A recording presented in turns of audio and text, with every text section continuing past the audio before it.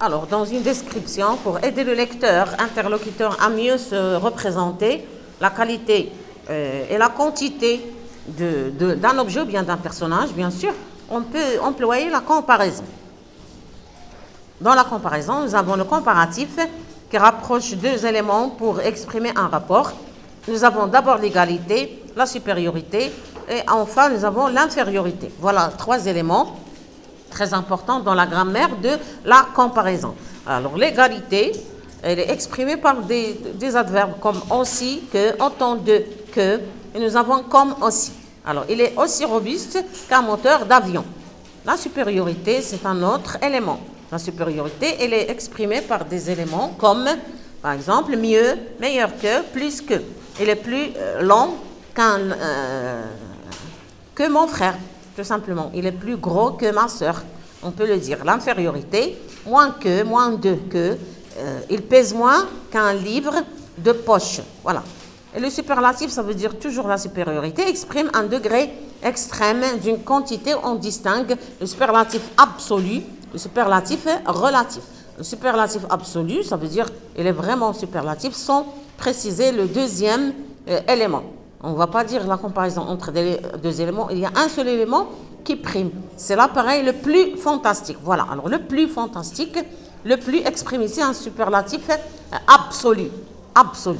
Le superlatif relatif, le deuxième élément de la comparaison, est un nom au pluriel ou renvoie à un ensemble. C'est le plus léger des appareils, par exemple. Voilà, alors nous avons ces exemples dans la page 144. Il s'agit de cette leçon de l'égalité, l'infériorité, la supériorité. Nous avons la préférence et le choix aussi, mais aujourd'hui, on va travailler seulement les trois éléments. C'est une leçon très importante dans la grammaire pour les élèves de première année collège. Voilà, alors il faut refaire cette leçon plusieurs fois. Il faut voir et multiplier les exemples pour mieux comprendre. Dans cette démonstration, vous avez Hélène est plus rapide que Marc. Hélène marche plus rapidement que Marc. Hélène court plus que Marc. Voilà, on peut dire aussi Hélène a plus d'énergie que Marc. Ça, c'est la supériorité ou bien le superlatif. Nous avons aussi l'égalité. Sylvie est aussi gourmande que Cédric. Sylvie cuisine aussi bien que Cédric. Sylvie cuisine autant que Cédric.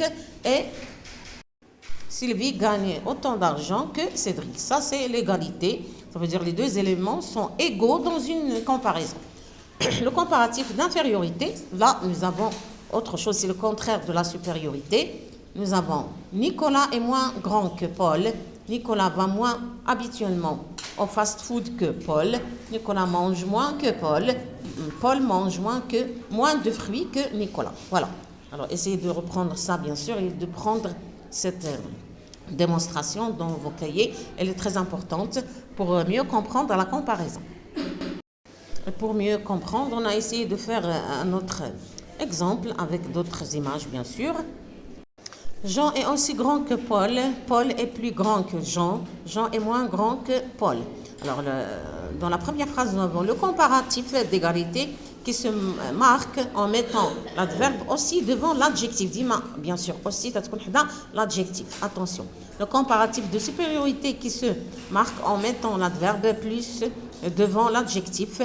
Tout simplement. Le comparatif d'infériorité qui se marque en mettant l'adverbe moins devant l'adjectif. Dans l'adjectif. Attention. Il faut faire d'autres exemples. À chaque fois, vous voulez bien sûr faire un exercice ou bien répondre à l'examen, vous aurez des réponses correctes.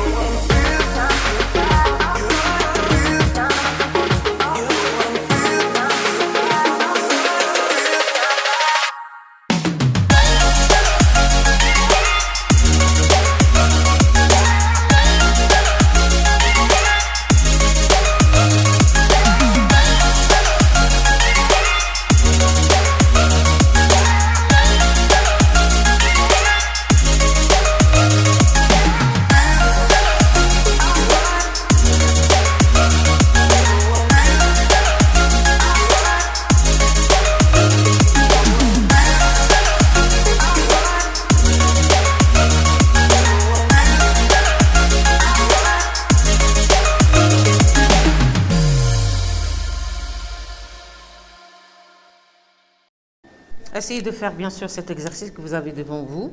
Vous avez des questions. Il faut remplir bien sûr le vide avec des mots de la comparaison selon le modèle. Voilà, essayez de faire ça dans le brouillon d'abord et après le recopier dans une double feuille, pourquoi pas. Voilà, pour mes élèves, bien sûr, ils vont faire ça comme étant un exercice, un devoir à domicile. C'est un devoir à domicile.